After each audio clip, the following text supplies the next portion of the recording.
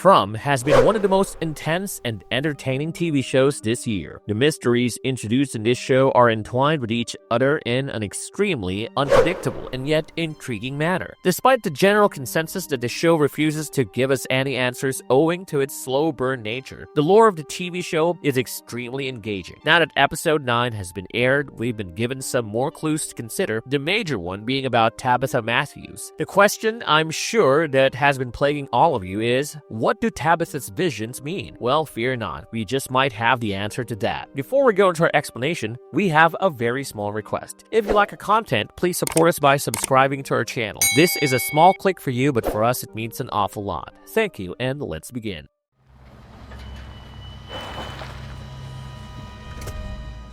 Tabitha's connection with Framville. When we first met Tabitha, we knew something was up between her and the town. The bracelet she had made for Jim, with the same imperfection, was somehow found in the town. She randomly got trapped in a vision of climbing up the tower stairs, which should not have been the case at all. Since she was just in the basement of the house, things simply had not been going normal for Tabitha. Then in the first season finale, we all remember how she ended up in the lair of the creatures by mistake when she was digging a hole in her basement to figure out where the power lines went. The second season rolled around and things simply got worse for Tabitha. She was constantly hounded by these spooky kids who would pop out of nowhere and they'd simply stare at her ominously. This kept on happening until Tabitha decided to communicate with them, and eventually, after a chat with Victor, figured that the kids probably kept going to her because they wanted to be saved. So she followed Victor's words and went to the bottle tree, which led her to the lighthouse. After reaching the lighthouse, Tabitha was pushed out of the top floor by the boy in white, and then she woke up. She was back in real life. She found herself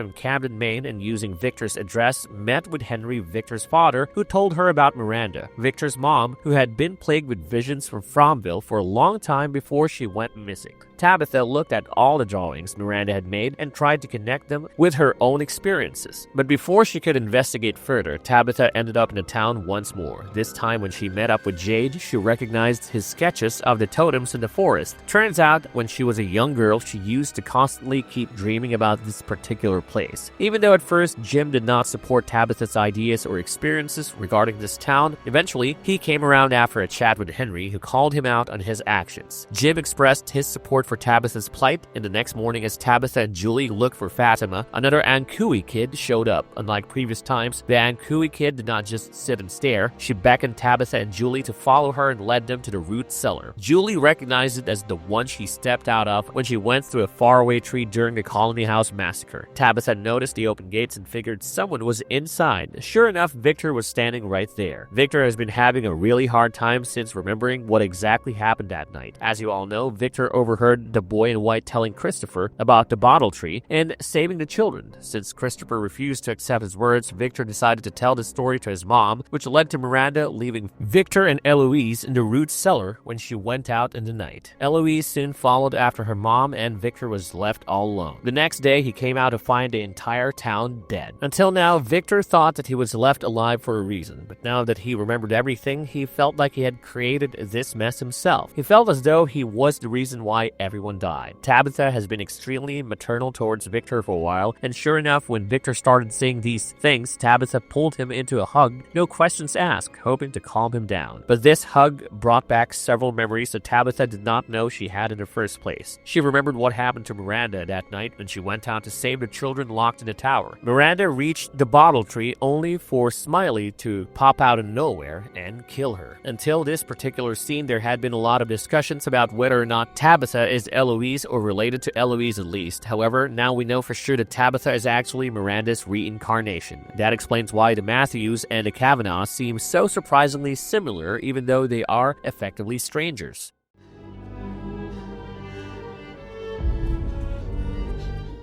How do we connect Tabitha's visions? So let's start from the beginning. Not from Tabitha's end, but from Miranda's. It seems like Miranda was seeing Framville from before the 1960s or 1970s. While we do see the diner in her drawings, we do not find the gas station or the sheriff's office. I believe that's because these things happened during the cycle Boyd got trapped in. Before that, these were non-existent. Since we know the boy in white tried to tell Christopher what he should have done, I think some other good entity, which may or may not be the boy in white, tried to bring Miranda into town. town. Miranda is probably a reincarnation of the previously chosen one like Tabitha, who is a reincarnation of hers. That is why most of her visions, which are probably memories of her life in Framville, depict the Civil War soldiers and whatnot. Now let's look at Tabitha's nightmare. This one takes place in the settlement. We do not know who built them, but based on Miranda's drawings, I would not be surprised if this was a place the townspeople used to live in years ago and then eventually moved to the more familiar Framville. Let's call this settlement Oldville for the sake of understanding. So Tabitha's nightmare, where she was walking in the Oldville and then hid behind the 3 red stones only to get scared of something, was a dream that came to her over and over again. When we were first told of this dream, we assumed that this was the town's way of beckoning to Tabitha. That is why Jade was talking about how this was Tabitha's fate from which she could not have run away. However, now that we know about Tabitha's connection with Miranda, could it be that maybe the girl we see in Tabitha's dream is one of the original people who lived in the town? What I'm trying to say is Tabitha, Miranda, whoever you pick, they are both reincarnations of the same person, and I think that person is either the young girl we saw in Tabitha's dream or the mom of that young girl. The young girl and her mom were among the original inhabitants of the town. We know that kids were sacrificed to the big bad entity by their loved ones. So maybe this young girl we see in the settlement was one of the children kidnapped and to be sacrificed. I believe each kid was taken one by one, and maybe the young girl in Tabitha's dream was the last one kidnapped. That is why she ventured into the Oldville and went towards the Red Rocks, which we know because of Jade, who was a bit far away from the lodges. She was there hoping not to be found, but the kidnapper, who may or may not be human, found her, and that's why we find her screaming. The boy in white has made it clear to Victor that he's not going to help out the people directly. Instead, they have to figure things out on their own. As for Tabitha, the moment she got the memories of Miranda back, we see her panicking. So while Julie tries to calm her mom down, we see Tabitha shaking off Julie's touch and instead trying to hold on to Victor. I think in the future episodes and seasons of the show, Tabitha will finally gain access to all the memories of all the chosen ones who came before her. That way she will know when and where the others went wrong, which will help her prevent that from happening this time around. Once Tabitha regains all the memories from her previous lives, I think it would only be a matter of time before all the pieces of the mysterious township starts falling into the rightful places.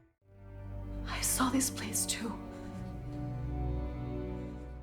Jade's place in all this. We have mentioned in our previous videos that we think Jade is the yin to Tabitha's yang. Both of them will collectively have to save the children. Although we do not have a confirmation like Tabitha's, I do think we will soon learn that Jade is Christopher's reincarnation. Once we have that established, I'm sure we will learn that Jade, too, used to be one of the original members of the town. I would not be surprised if he turns out to be related to the young girl from Tabitha's nightmares. The boy in white told us that the root symbol that Jade keeps seeing is tied with the Ankui kids, whom Tabitha has visions of. That's because the Ankui kids saw the root symbol while they lay on their sacrificial beds, and when someone told them a story that gave them hope, they poured all that hope into that root symbol. So while the kids represent the suffering, the symbol represents their hope. Tabitha, as a tender maternal figure, has to ease the suffering, while Jade, the one who built something out of imagination, has to materialize that hope of freedom that the kids had. I think when Miranda was trapped in a town, the boy in white did not consider picking 2 people to save the children. That is why he only approached Christopher, but Christopher did not have the ability or the gumption necessary to bring something like hope into fruition. He was dealing with his own demons by that time, and I'm pretty sure these demons in question were the bad entities of the town leeching off on his mind. Luckily, Jade, being the way he is, manages to ignore all the spooky apparitions that show up in front of him and keeps doing whatever he is doing. I have a sneaking feeling that maybe, just maybe, the boy in white would have at one point realized that both Jade and Tabitha are doing their best to save the children and would actually help them out instead of staying quiet. No. What's wrong?